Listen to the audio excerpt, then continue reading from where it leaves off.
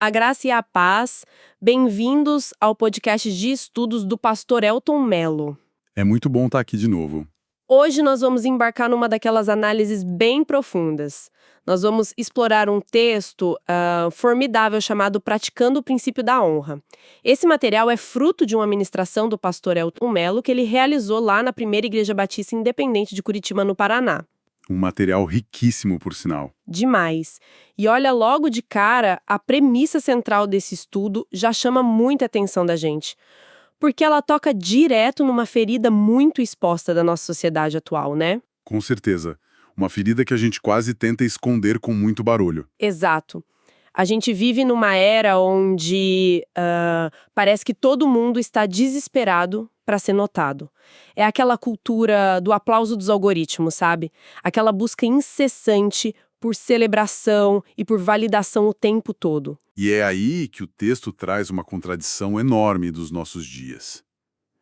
Enquanto sobra esse desejo absurdo por reconhecimento, quase ninguém quer de fato aprender a honrar o próximo.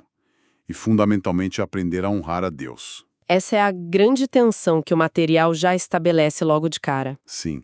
E o que eu acho fascinante logo nesse início é como o estudo desconstrói essa nossa ideia moderna de impacto. Hoje a gente costuma medir o impacto pelo barulho que se faz ou pelo tamanho da audiência, né? Pela quantidade de visualizações que a pessoa tem. Exatamente.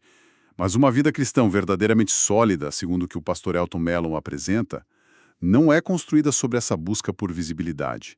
Ela nasce de uma decisão silenciosa, uma decisão constante de glorificar a Deus em absolutamente tudo. Mas antes da gente avançar para a aplicação prática disso, a gente precisa definir o que a honra não é. O autor é bem afiado nesse ponto, né? Muito afiado.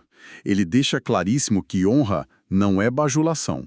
Não é aquele elogio estratégico, cheio de segundas intenções, focado só no que a pessoa pode ganhar em troca. O famoso interesseiro. Isso. E de forma muito clara, o texto também diz que a honra não é uma obediência cega a pessoas de caráter duvidoso. Então vamos complicar isso um pouquinho. Porque a linha entre respeitar alguém e bajular alguém pode parecer meio tênue para muita gente que está ouvindo a gente agora. É uma confusão comum. Pois é. Se a honra não é subserviência cega e se também não é um elogio interesseiro, como é que o texto define a essência pura dessa atitude? A definição central que ele apresenta é que a honra é uma postura espiritual inegociável. É algo que nasce diretamente do temor ao Senhor. Não é um detalhe acessório, sabe? Não é um enfeite da fé. É a base estrutural. É o alicerce. Exato. Honrar a Deus significa viver de maneira ética, santa e obediente, independente de quem está olhando. E para fundamentar isso, o pastor Elton Mello usa duas passagens bíblicas centrais que merecem ser desempacotadas com bastante cuidado aqui. Vamos lá. A primeira é 1 Coríntios, capítulo 10, versículo 31, que orienta que, quer a gente coma, beba ou faça qualquer outra coisa, tudo deve ser feito para a glória de Deus. E a segunda é 1 Pedro, capítulo 1, dos versículos 13 ao 15. E é justamente nessa passagem de Pedro que a coisa fica bem instigante, porque o texto fala sobre preparar a mente para a ação e exercitar o autocontrole para ser santo. Como é que o estudo conecta essa disciplina estritamente mental, essa preparação da mente, com o ato físico e prático de honrar? Olha, essa é uma conexão brilhante que o material faz. A mente humana, no seu estado natural e não transformado, gravita muito em torno do egoísmo e da autopreservação. Preparar a mente para a ação ou cingir os lombos do entendimento, como algumas traduções mais antigas dizem, Sim, a gente ouve muito essa expressão. significa fazer um esforço consciente para não ceder à lógica do mundo, que é aquela lógica do eu primeiro. A santidade e a honra exigem um trabalho mental bem pesado. Tem que ser intencional, né? Totalmente intencional. É preciso decidir antes mesmo de sair da cama de manhã que as ações daquele dia não vão ser para massagear o próprio ego, mas sim para refletir o caráter de Cristo. E quando a gente vence essa barreira mental, A honra deixa de ser só um discurso teológico de domingo e passa a ditar como a gente trata as pessoas na segunda-feira. Perfeito, vira vida real. E é exatamente essa prática de segunda a segunda que nós vamos mapear a partir de agora. A missão da nossa conversa hoje é acompanhar a jornada que o estudo propõe. O texto estrutura a honra em 3 estágios práticos, 3 esferas da vida que funcionam como círculos concêntricos. Que vão se expandindo, né? Isso. Começa dentro de casa, depois vai para a sociedade e termina na igreja. Então vamos para o nosso ponto de partida. A primeira sessão foca na honra a Deus dentro de casa. E tem uma frase aqui que serve como um divisor de águas absoluto. O pastor Elton Melo diz: não existe altar forte na igreja quando a honra está quebrada dentro de casa. É uma pedrada. Uma declaração que não deixa margem para desculpas. Nenhuma margem. E do ponto de vista do comportamento humano, isso faz total sentido. A nossa tendência natural é performar. Quando a gente está no espaço público, a gente veste as nossas melhores máscaras. Somos pessoas super pacientes, sorridentes e corteses com todo mundo. Mas aí chega em casa... Exatamente. O lar é o lugar onde a cortina se fecha e a plateia vai embora. O estudo nos lembra que a honra não começa no púlpito, não começa em cima de uma plataforma iluminada e definitivamente não começa na vitrine do Instagram ou de qualquer rede social. Começa na mesa de jantar. Na mesa de jantar, na sala de estar, naquelas interações mais triviais da família. Honrar a Deus em casa significa que a presença de Deus precisa ser mais importante do que as nossas opiniões, mais importante do que o nosso cansaço depois de um dia longo, e principalmente maior que o nosso orgulho. Mas sabe, chamar o casamento de altar de compromisso, como o texto faz, soa muito bonito na teoria. Mas na prática, na rotina diária, onde os atritos acontecem e o orgulho é ferido com frequência, como é que o estudo sugere que essa transição do palco para a vaidade para o altar de compromisso realmente aconteça? O pastor Elton Melo faz um contraste muito contundente aí com a lógica meio frouxa da cultura de hoje. Hoje a sociedade costuma tratar as alianças e os relacionamentos como produtos totalmente descartáveis. Se quebrou, se deu muito trabalho, a gente joga fora e troca por outro. Exato. Essa é a mentalidade do mundo. Mas a visão bíblica que o material apresenta exige a morte diária do ego. A transição ocorre quando a gente entende que o casamento não existe para nos fazer o centro do universo, mas sim para nos santificar. É uma ferramenta de santificação. Perfeito. E o texto desce aos detalhes práticos das funções dentro de casa. Ele mostra que o marido honra a Deus quando o ama de forma sacrificial, ou seja, colocando as necessidades da família acima das suas próprias vontades. O que é um desafio gigantesco. Muito grande. E a esposa honra a Deus vivendo essa aliança com pureza e respeito, ambos guardando a fidelidade mútua. E o material também não esquece dos filhos nessa dinâmica, o que eu achei vital. A gente vive num momento em que as relações familiares estão muito fragmentadas e aquela ideia de reverência aos mais velhos parece quase antiquada para muita gente hoje. É verdade. Parece que saiu de moda. Mas o texto aponta que, no mundo onde os relacionamentos dentro de casa estão cada vez mais frios e utilitaristas, a orientação bíblica continua inalterada. Filhos e filhas são chamados à reverência, ao cuidado e ao respeito aos pais. E o ponto crucial dessa primeira sessão me parece ser a constatação de que o lar é o campo de treinamento definitivo, né? Sem dúvida. Quem não consegue praticar a honra no ambiente familiar, onde não tem recompensa pública ou aplauso para inflar o ego, dificilmente vai ter uma postura genuína em qualquer outro lugar. Se a vida no secreto é marcada por desonra, por grosseria ou rebelião, a adoração pública não passa de teatro. Fica sendo só uma encenação. E essa ideia de que a honra precisa sobreviver ao teste do secreto nos leva muito naturalmente para a segunda esfera do estudo, que é a sociedade. Uma vez que o lar está fundamentado, a palavra nos empurra para fora da porta de casa. Para a vida pública. Isso, e o texto usa uma expressão fenomenal aqui. Ele diz que honrar a Deus não é uma ideia mística solta no ar. É um estilo de vida visível. É a honra com pés, mãos, agenda e carteira. Essa transição para o ambiente público é onde o material confronta mais severamente a religiosidade vazia. O estudo desenha um contraste que é ao mesmo tempo fascinante e perturbador. Que contraste é esse? Ele descreve a figura daquela pessoa que canta a plenos pulmões durante o culto, demonstrando uma devoção inabalável, maravilhosa, mas que ao sair pela porta da igreja, ignora completamente a pessoa ferida na estrada da vida. Alguém que levanta as mãos para o céu no momento da adoração, mas fecha essas mesmas mãos e tranca o coração quando vê a necessidade material ou emocional do próprio irmão. Exatamente. Essa imagem me remete muito à essência da parábola do bom samaritano. A ideia de que aquelas pessoas mais religiosas estavam muito ocupadas ou muito santas para sujar as mãos ajudando alguém que estava machucado. A analogia é perfeita. Então, para quem está nos ouvindo e já conhece os conceitos básicos da fé, como que o estudo eleva essa conversa? O que significa, na dura realidade do nosso cotidiano, honrar a Deus no trato com as outras pessoas? Significa entender que a espiritualidade verdadeira sempre tem consequências materiais. O estudo enfatiza que estender a mão ao necessitado, tratar o próximo com dignidade no trânsito, no ambiente de trabalho ou na fila do mercado, é muito mais do que fazer uma simples boa ação. Não é só ser um cidadão educado. Não, de forma alguma. É honrar a Deus com misericórdia prática. O autor aponta Jesus como modelo supremo e destaca que ele não viveu para fazer a própria vontade ou buscar o próprio conforto. O altruísmo não é um departamento opcional da vida cristã.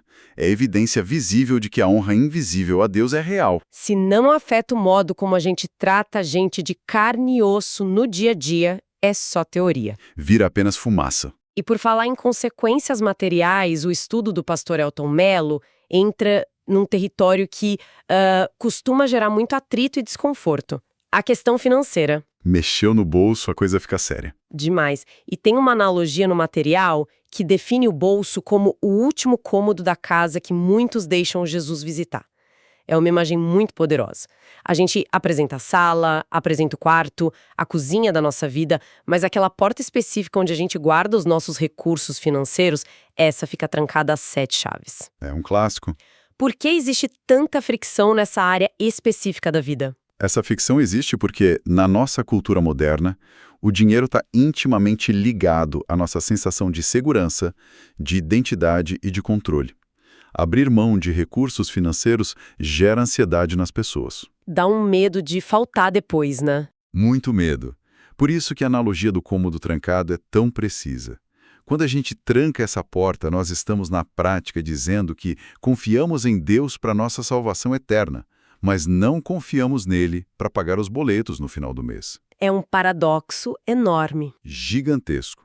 O texto aborda dízimos, ofertas e a generosidade de forma geral, não como meras transações da igreja ou obrigações institucionais, mas sim como um antídoto direto contra a avareza da alma. Então, a generosidade funciona como uma espécie de âncora contra o medo e a avareza.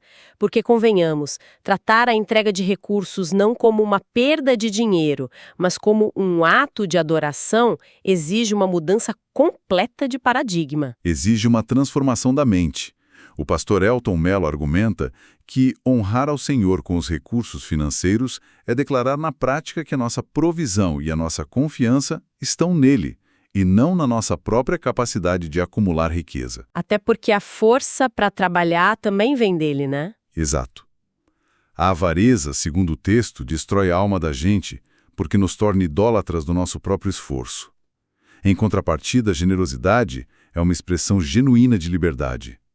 O estudo resume isso de forma cristalina. Honra sem prática é fumaça. Quem glorifica a Deus com os lábios tem o dever moral e espiritual de honrá-los também com o caráter e com a carteira. Não dá para separar as duas coisas. E essa materialização da fé nos prepara perfeitamente para a terceira grande etapa da nossa jornada. Nós já passamos pela família, enfrentamos as demandas da sociedade lá fora e agora o estudo nos traz para dentro da comunidade de fé, abordando a honra na igreja. O último círculo concêntrico. Isso. E, claro, o fundamento inicial que é estabelecido aqui é reconhecer Cristo como cabeça absoluto da igreja.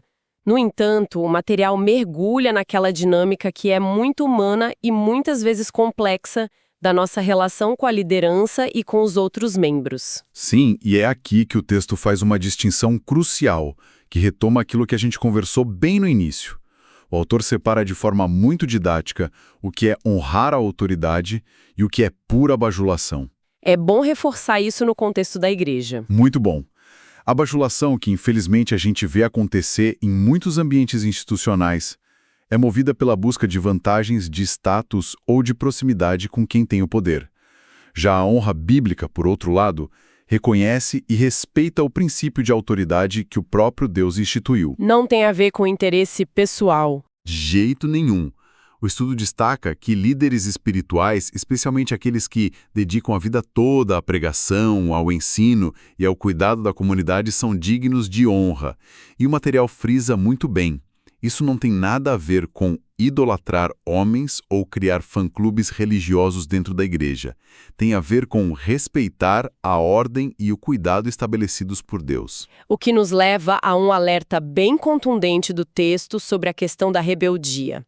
A gente vive numa época em que ser desconstruído ou não se submeter a nenhuma instituição é visto quase como um troféu de sabedoria. Muita gente confunde insubordinação com maturidade intelectual ou até espiritual. Mas o estudo afirma que, na maioria das vezes, essa rebeldia não passa de orgulho fantasiado de independência. Exatamente. Orgulho fantasiado. E essa é uma leitura muito precisa do comportamento contemporâneo. O hiperindividualismo da nossa era nos ensina o tempo todo que qualquer forma de autoridade é uma ameaça à nossa liberdade pessoal. Mas o texto contrapõe isso, mostrando que a verdadeira liberdade cristã é encontrada na sujeição mútua. E isso nos leva àquele que talvez seja o conceito mais memorável e cirúrgico de todo esse material, a figura do pequeno imperador eclesiástico. Essa expressão é fantástica. Dá para visualizar perfeitamente a pessoa. O pequeno imperador eclesiástico. Mas vamos nos aprofundar um pouco nisso. O que é que cria essa figura dentro das comunidades de fé? Parece muito que é a importação daquela ambição corporativa, daquele desejo de subir na vida e mandar nos outros, que a pessoa traz direto do mundo secular para dentro do ambiente de fé. É exatamente essa dinâmica psicológica e espiritual que o estudo critica de forma tão dura. Quando as pessoas se sentem pequenas ou sem poder lá no mundo secular, no trabalho delas, algumas tentam transformar a igreja no seu próprio feudo. Um lugar onde elas mandam. Isso, um lugar onde elas podem exercer controle, exigir que os outros as sirvam e ser o centro das atenções. O pastor Elton Mello usa essa imagem maravilhosa para ilustrar a antítese absoluta da honra bíblica. A congregação não foi desenhada para ser uma arena de competição de egos. De forma alguma. Quando falta a prática da honra, o ambiente se torna tóxico rapidinho.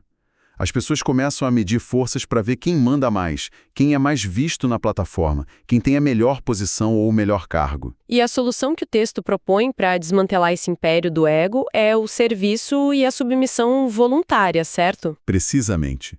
O antídoto para a mentalidade de imperador é a bacia e a toalha de Jesus. Lavar os pés dos irmãos. O material argumenta que no ambiente da igreja, a honra se manifesta através do serviço mútuo, do perdão rápido, do respeito e da disposição de carregar os fardos uns dos outros. Quando esse princípio é vivido na prática, a comunidade deixa de ser um espaço de disputa de egos e se converte num hospital, um lugar de cura, de unidade e de crescimento real. A honra bíblica não fica caçando as cadeiras mais importantes, ela escolhe voluntariamente o lugar de serviço. É o avesso do mundo. Totalmente o avesso. E tem um ingrediente final que o estudo adiciona a toda essa equação, que amarra perfeitamente tudo o que nós discutimos até aqui, que é o fator tempo, a perseverança. Esse é o grande teste. É o grande teste, porque agir com honra num domingo em que a gente acorda super inspirada é uma coisa. Fazer isso na terça chuvosa e continuar fazendo ao longo de décadas é um desafio completamente diferente. O material conecta essa prática diária à nossa perspectiva escatológica, ou seja, à nossa expectativa da volta de Cristo.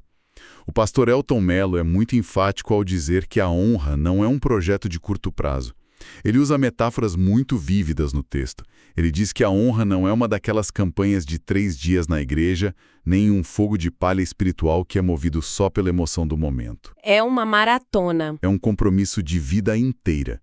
Perseverar até o fim exige que a gente mantenha a integridade, a esperança e uma vigilância constante. A honra exige resistência. É permanecer fiel, mantendo o respeito, dentro de casa, a integridade no trato com a sociedade lá fora e o serviço na igreja mesmo quando ninguém está aplaudindo. Mesmo quando a cultura ao redor grita que isso tudo é perda de tempo. E essa perseverança nos protege de cairmos na armadilha da soberba ao longo desse caminho. Como assim? A conclusão da análise nos traz um alerta fundamental sobre isso. O maior perigo depois que a gente aprende sobre todos esses níveis de honra é deixar o orgulho entrar pela porta dos fundos. A gente se achar superior por ser honrado? Exatamente. O perigo de nos transformarmos em pessoas que no fundo buscam ser honradas justamente por serem tão honrosas. É um ciclo muito perigoso do nosso ego. A gente quer o troféu da humildade. Isso, o troféu da humildade. Por isso, a necessidade constante que o texto aborda de nos esvaziarmos e mantermos o foco exclusivamente na glória de Deus. E isso nos conduz à grande provocação que encerra o material. Uma mudança radical de paradigma. É a pergunta certa a se fazer, porque a tendência natural, quase instintiva do nosso ego é passar a vida inteira perguntando: quem está me honrando? Será que estão valorizando a minha dedicação? Será que o meu esforço no casamento, no meu trabalho ou no meu ministério na igreja está sendo reconhecido o suficiente? Todo mundo já fez essa pergunta para si mesmo. Com certeza. Mas o texto deixa muito claro que focar nessa pergunta é a receita certa e infalível para a frustração e para a amargura. A verdadeira maturidade espiritual se revela quando nós mudamos o foco da pergunta. A grande e talvez a única pergunta que realmente importa no tribunal da eternidade não é quem está me honrando, mas sim, a minha vida do amanhecer ao anoitecer está honrando a Deus. A minha vida está honrando a Deus. Essa é uma daquelas perguntas que param a gente no meio do caminho, né? Faz a gente rever tudo. Repensar todas as motivações. E para não deixar essa reflexão apenas no campo das ideias soltas, a conclusão do estudo oferece um roteiro muito prático. São 6 declarações, 6 atitudes firmes que começam com a frase "eu vou". O texto nos propõe assumir os seguintes compromissos agora mesmo. Vamos a eles. Eu vou honrar a Deus acima da minha própria vontade. Eu vou honrar a Deus dentro da minha casa. Eu vou honrar a Deus no trato diário com as pessoas. Eu vou honrar a Deus com os meus bens e recursos. Eu vou honrar a Deus na igreja. E, finalmente, eu vou honrar a Deus até Cristo voltar. São afirmações muito poderosas que transformam toda essa teologia profunda em ações observáveis no nosso dia a dia. É um mapa claro que não deixa nenhum espaço para abstrações ou desculpas. Se cada pessoa que tiver contato com esse material tomar a decisão séria de viver essas 6 declarações, o impacto na família, na sociedade e na igreja vai ser incalculável. Incalculável mesmo. E com base em tudo isso e já nos aproximando do fim da nossa análise profunda de hoje, eu quero deixar um pensamento extra, uma provocação final para ecoar na mente de cada um de nós. Se nós pegássemos um mapa detalhado das nossas atitudes nas últimas 24 horas, desde o tom de voz que a gente usou no café da manhã com a nossa família, passando pelas decisões financeiras que tomamos à tarde, até a forma como a gente pensa sobre os nossos líderes e irmãos na nossa comunidade de fé, o que esse mapa revelaria? É um raio-x pesado. Se fôssemos investigar as evidências deixadas pelas nossas ações hoje, a gente descobriria que estamos agindo como pequenos imperadores eclesiásticos desesperados por atenção, vantagens e aplausos? Ou descobriríamos que somos servos que aprenderam de verdade a se esvaziar de si mesmos para glorificar o nome de Deus nas coisas mais simples e invisíveis do cotidiano? Fica o teste. Fica esse imenso desafio de reflexão. A honra não é um destino distante onde a gente chega um dia. É uma decisão que a gente toma a cada passo todos os dias. E para quem deseja continuar caminhando e aprofundar ainda mais esses e outros temas essenciais para uma base espiritual inabalável, acesse o site de estudos do pastor Elton Mello, www.alcancevitoria.com, onde este e outros milhares de estudos estão publicados para o seu crescimento espiritual. Uma excelente recomendação. Até o próximo podcast dos estudos do pastor Elton Mello. Fique na paz do Senhor.